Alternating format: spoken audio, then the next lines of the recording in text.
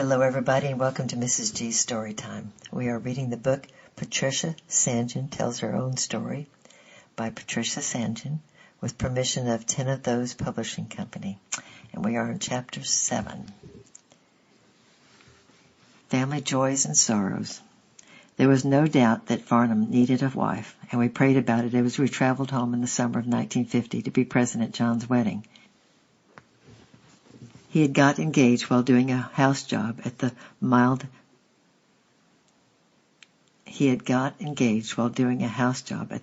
May Mission Hospital to Gwendolyn Morton, who was a nurse there.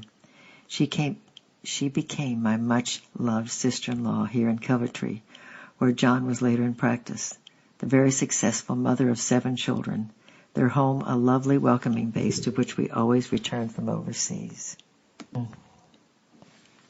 Oliver was the first to be married in 1945 to Elaine Morris, also a wonderful lifelong companion, who along with Oliver and their 3 boys was soon to join enthusiastically in the work with a live church youth group in the early days of the Duke Edinburgh scheme, which made full use of their interest in climbing, skiing, and mountaineering. But all that was far ahead as we arrived back joyfully for a month at home.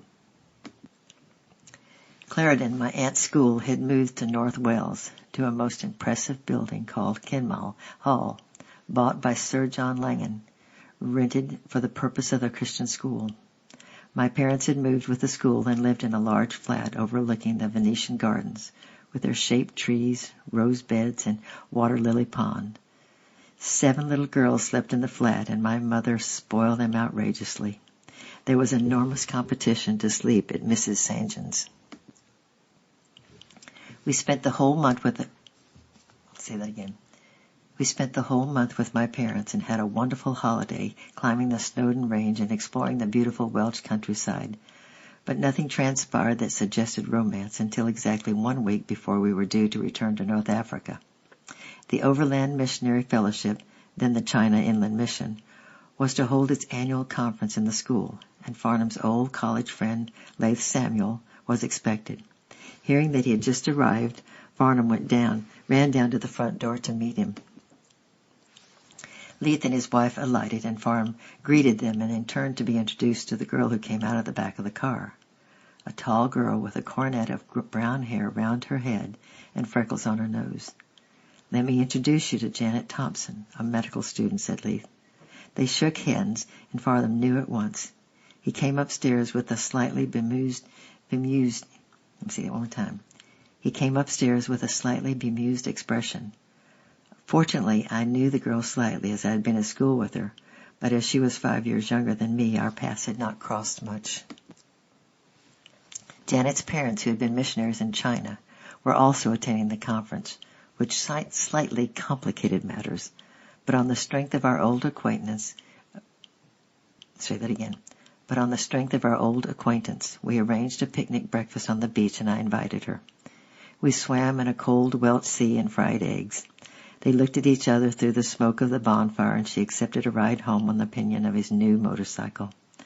After that, things moved fast, and they became engaged 5 days later on the heathery slopes of Mount Trivan, just 2 days before we were due to leave. It proved to be one of those marriages made in heaven, God's good and perfect gift to the one who had been contented to wait. John's wedding took place on Saturday at Clarendon. Janet attended, and John's wedding took place on Saturday at Clarendon, and Janet attended.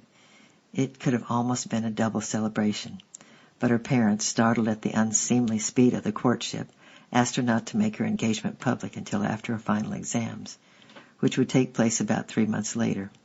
So next morning, when Farnham and I set off to North Africa on the motorbike, they said goodbye behind some bushes at the bottom of the school drive. They had known each other for a week, and they would not meet again for 6 months. The journey in North Africa took us 8 days, and it would be one of the most glorious weeks I can ever remember. The motorbike bounced along to the sound of our singing, sentimental love songs or happy hymns of praise, for Farnham had discovered very suddenly what it meant to be in love. He had been given his heart's desire, and I think I share a little of his ecstasy, and it partly overcame the sorrow of parting from my parents. The joy of it still wafted back to me by the breath of new-mown hay or the scent of the bean field. I can no longer give a lucid account of that journey, but certain moments stood out vivid and golden. I remember the very first morning after we left. We had intended to reach Dover the evening before and cross on the night ferry. But Farnham decided to stop off and visit a friend, Maurice Wood, to share his news, and of course we missed the boat. It didn't matter. In those days we could just as well cross in the morning, so we padlocked the bike by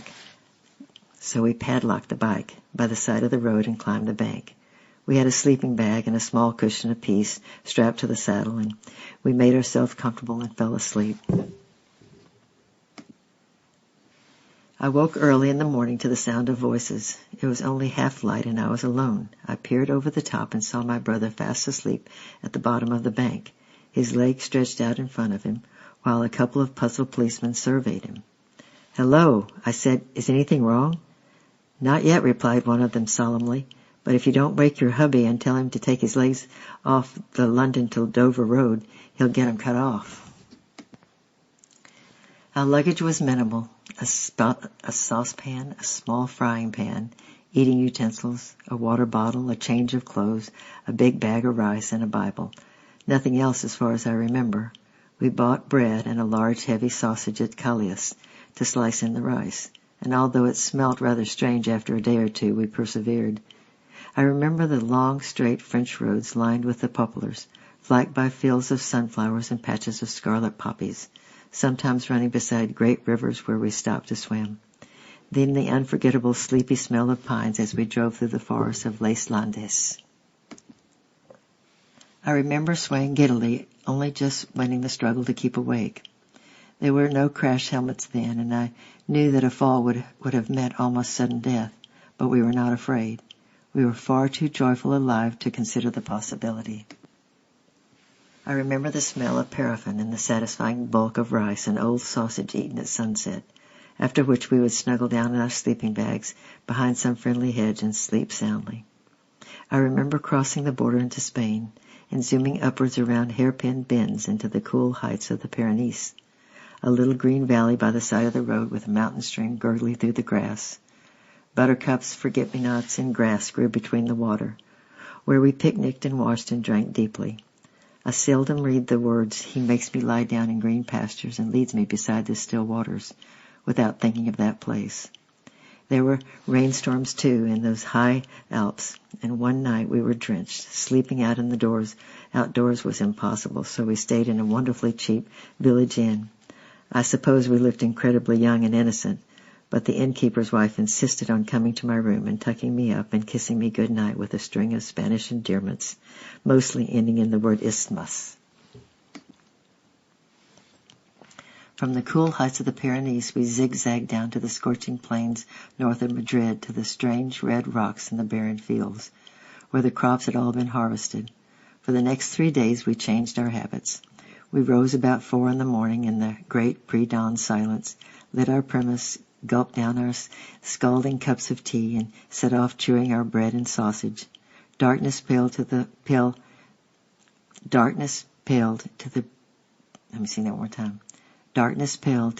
gray, shot with fire in the east as the sun rose and the cocks crowed and the world awoke. Oh, I'll say that one more time. Darkness paled to pale green, shot with fire in the east as the sun rose and the cocks crowed and the world woke. By 11 o'clock we seemed to be riding through a curtain of fire. We would seek some shade in the eucalyptus grove or under overhanging rock and stretch out to sleep. Once we shared the shelter with a stone wall with a family of Spanish gypsies. I slept long and deeply and woke to find them all grouped eagerly around Farnham, for he was fluent in Spanish and was reading them the story of the prodigal son. At 4 o'clock we set out again on our southward journey, and the wall of fire gave way to the soft coolness of evening and the amazing pageant of sunset over the burnt, desolate landscape. Then through the night, beneath those fierce southern stars, singing to keep ourselves awake, till about 11 o'clock, when we would snuggle down in some ditch and sleep again. I remember the flat summit of the Sierra with its bracing mountain air, and the breathtaking moment when we looked down and saw the jewel blue of the Mediterranean lying thousands of feet below, with the Gibraltar crouching like a fierce old British lion to our left, while far away, very clear, lay the coast of North Africa. All that late afternoon I clung frantically to Farnham's back as he zoomed around those hairpin curves that led to the coast. But we slept luxuriously that night on the beach, after soaking off the dust and the dirt and the soreness of the journey in the warm sea. We camped near a fisherman's hut, and when we woke early in the morning, a group of perfectly naked, smiling little children brought us a great platter of oranges and olives. Goodness and mercy had followed us and protected us all the way. As we crossed in the ferry to Tangier, the dolphins leapt and flashed in the sunlight, and we started a new era. A new nurse had come to the hospital, and in the spring Farnham was going back to England to do some surgical training, work for his fellowship, and marry Janet. The way seemed open for me to move up to the town in the mountains. We went up together on the motorbike to spy out the land. The rains had fallen, and we bumped up the steep road. It was hard to believe that we were within a few miles of a little town, for there was nothing to be seen but rocks and stones, covered with that thin veil of green that appeared so swiftly when the first rains fell on the ground. But we drove to the crest of the hill, and there, just below us, lay the town, sheltered between two arms of rock and set in emerald. Far above the town towers a great cliff, and out of the cliff gushes floods of clear, ice-cold water that never dries up, and the drought cannot touch it, for its source is hidden deep inside the mountain. Part of it tumbles away in the foam steam, and part of it is carried by pipes to the town, so that there was splashing fountains in nearly every street. But long before you see the houses, you see the watered fields and the green, green gardens. Here in this sheltered valley, the parched land has become a pool, and the thirsty land streams of water. Muhammad met us and took us to his home, where the family expressed their welcome by one stew after another. Fish stew, mutton stew with vegetables, chicken stew with olives. When we were almost torpid, we set out on the house hunting expedition, and one of them seemed suitable. It was small, but it had windows and a roof which I could see the winding road that led eastward into the higher mountains, and the autumn gold in the valley below. It looked down into the village inn where the town donkeys lodged, joined at night by the very poor and homeless, who could sleep on the straw for about 3 farthings. It was supposed to be like the place where Mary laid her baby, and that pleased me, and compensated for the probability of there being a very strong smell of donkeys in the hot weather. We arranged to take the house in 3 months' time, and drove off early the next morning. As we left, Muhammad, as a parting present, thrust 3 live hens into my arms, and their struggles and squawks added interest to our departure.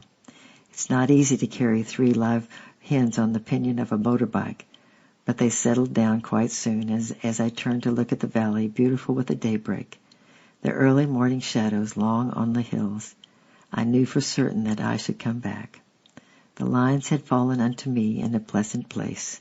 Yea, I had a goodly heritage. The 3 months passed quickly.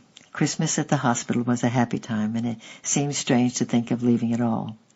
Then on February the 11th, the telegram came. Then on February the 11th, the telegram came late one night. My dear grandmother had died at her home in North Wales. It was my first personal contact with death in a family, and I'd often wondered what it felt like to know that someone had always been there through life was there no longer. When work was over next day, I ran to the top of the cliffs overlooking the Straits of Gibraltar, and I tried to adjust to my loss. But no sense of loss came, only an amazing, glad sense of proximity and companionship. I felt almost as though I could stretch out my hand and touch her. Separation of distance and the veil of old age and a wandering mind were all done away with forever. We had been close in spirit before, but now we were united.